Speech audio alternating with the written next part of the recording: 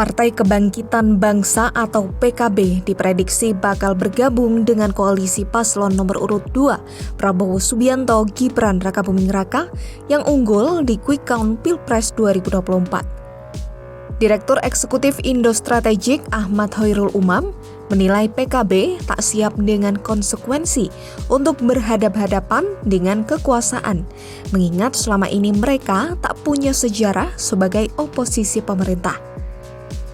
Selain itu, jika tak bergabung dengan Prabowo Gibran, aliran logistik dan stabilitas internal PKB juga ikut terdampak.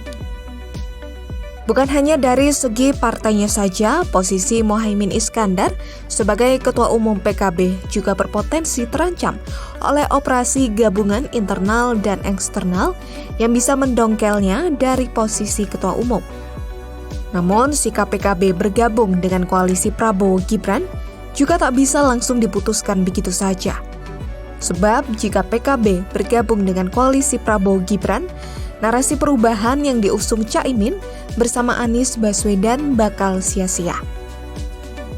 Pasalnya, PKB dan partai-partai satu koalisi seperti Nasdem, PKS, dan Partai Umat banyak menyerang kubu Prabowo Gibran sekaligus pemerintahan Jokowi. Maka dari itu PKB tentunya akan dipandang tak konsisten jika pada akhirnya merapat ke pemerintahan Prabowo Gibran.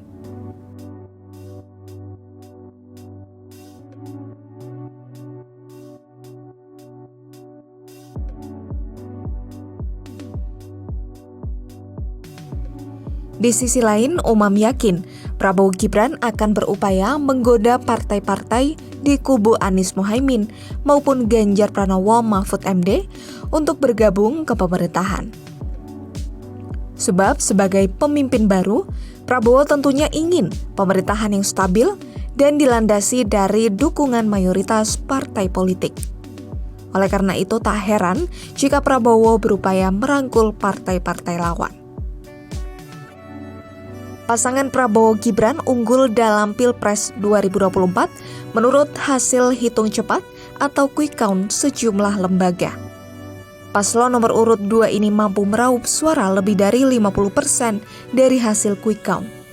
Sementara itu dari hasil real count KPU yang datanya sudah masuk sebanyak 72% juga memperlihatkan pasangan Prabowo Gibran unggul dengan raihan 58%.